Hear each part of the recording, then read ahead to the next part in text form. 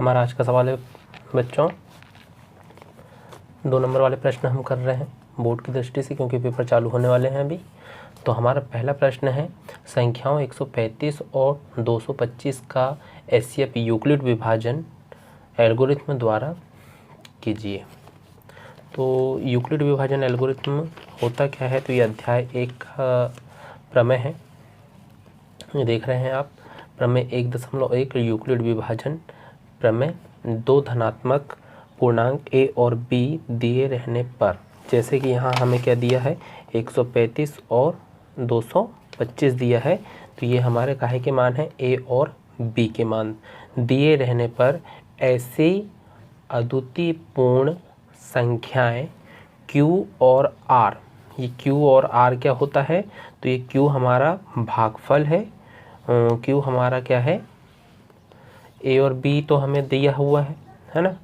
तो q हमारा क्या है, भागफल, और r हमारा क्या है, शेषफल है। तो यहाँ पर q और r विद्यमान है कि अद्वितीय माने इनके अलावा और कोई नहीं।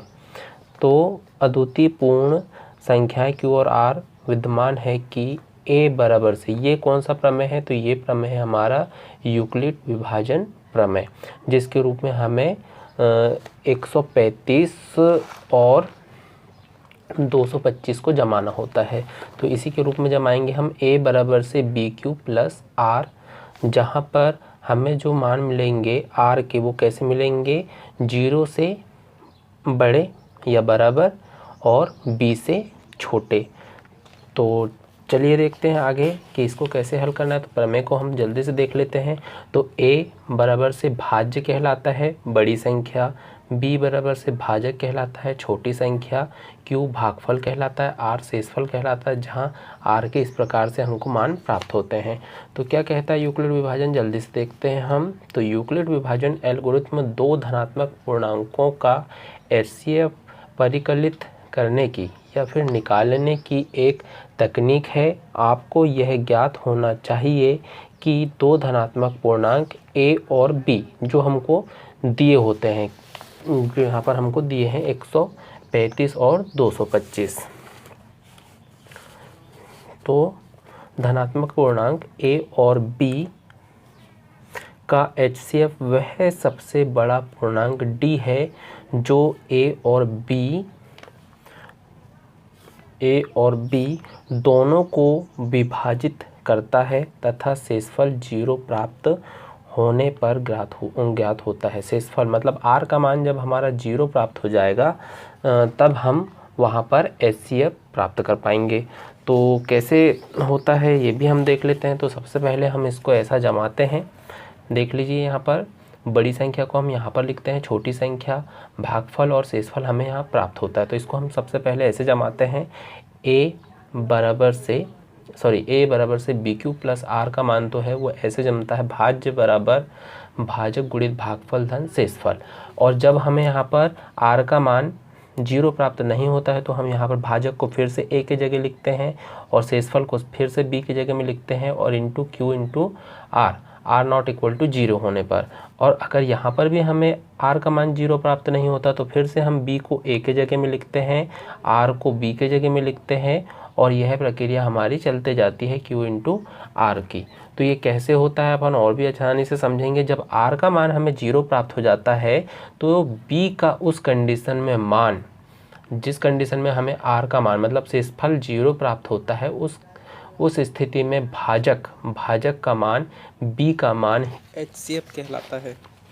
तो यहाँ हम देखेंगे कि सबसे पहले हमारा क्या है बड़ा यहाँ पर, तो हम यहाँ हल लिखेंगे।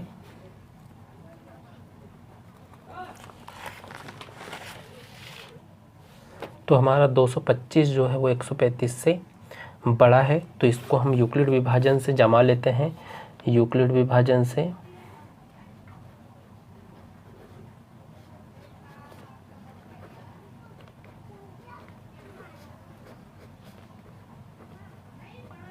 तो सबसे पहले हम क्या करेंगे, जो बड़ी संख्या है 225 उसको यहाँ लिखते हैं। ये हो गया हमारा a का मान, ये a बराबर से b प्लस r लिखेंगे यहाँ पर हम, ये हमारा प्लस है तो यहाँ पर 225, बी के जगह में हम लिखेंगे 135। और इसमें ऐसी कौन सी संख्या का गुणा करें जिससे कि हमारा जो है वो हमको आर प्राप्त हो जाए। तो ये हमें यहाँ पर देख लेते हैं, इसको कैसे लिखते हैं यहाँ पर।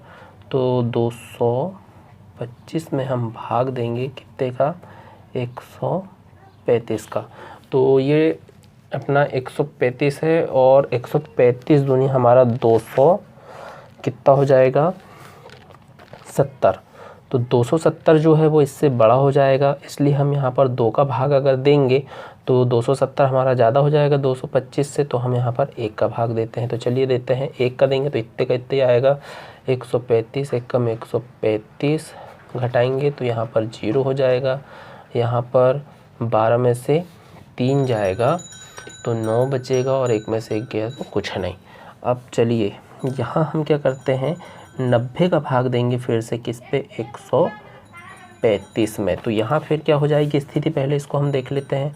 तो 135 में हमने जब भाग दिए तो एक बार गया, तो यहाँ पर हम लिखेंगे 1 और धन हमारा शेषफल कितना बचा है, तो हमारा शेषफल बचा है यहाँ पर 90। तो ये पहली स्थिति हुई अभी हमारी पहली स्थिति। फिर उसके बाद हमने आपको बताए थे कि अगर शेषफल हमारा 0 नहीं आता है तो हम इसको फिर कहाँ लिखेंगे, यहाँ पर। मतलब कि 135 को अब यहाँ लिखा जाएगा और बराबर से 90 को अब बी के जगह में लिखा जाएगा। और अब यहाँ देखेंगे कि इसमें कितने का गुणा करें कि 135 चला जाए। तो यहाँ पर देखो फिर से हम 90 का भाग 135 में देंगे तो 90 दूनी होता है 180। तो फिर से कितने बार जाएगा, एक बार जाएगा। तो फिर से कितना जाएगा 90, तो 5 में से 0 जाएगा तो 5 ही बचेगा और 13 में से 9 जाएगा तो 4 बचेगा। ठीक है, तो ये हमारा इस प्रकार से हुआ। तो यहाँ पर अब देख रहे हैं हम भाग दिए हमने तो कितने बार गया, एक बार। और धन शेषफल कितना बचा हमारा, 45। ठीक है, तो ये सही लिख लिया हमने। अब फिर से हमें शेषफल यहाँ पर 0 प्राप्त नहीं हुआ तो हम क्या करेंगे, यहाँ पर फिर से भाग देंगे यहाँ पर। तो 90 को यहाँ लिख लेते हैं और फिर से भाग देंगे तो 45 दूनी कितना होता है, 90 हो जाता है। यहाँ पर कुछ नहीं, मतलब कि यहाँ 0 बच जाएगा, शेषफल हमारा कितना जाएगा, 0। तो फिर जब हमको ये प्रोसेस यहाँ पर नहीं मिला तो ये 90 फिर यहाँ आ जाएगा।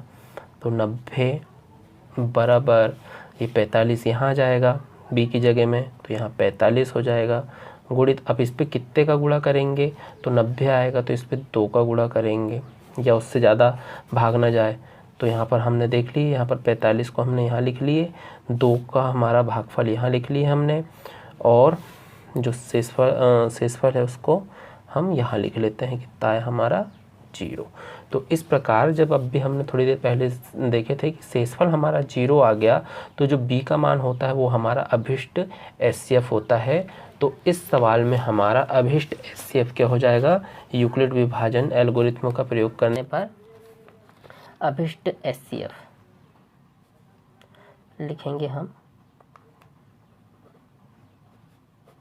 अतः करके लिख देंगे, अतः अभिष्ट HCF बराबर से 45 है। तो ये हमारा 2 नंबर का क्वेश्चन हुआ बच्चों। हमने इस पर पूरी समझाने की कोशिश की है। इस प्रकार के और भी क्वेश्चन आते हैं तो आप समझ लेना, और कहना चाहिए कि आप इस वीडियो को पुश कर करके जहां समझ में नहीं आया वहां अच्छे से देख सकते हैं। धन्यवाद बच्चों।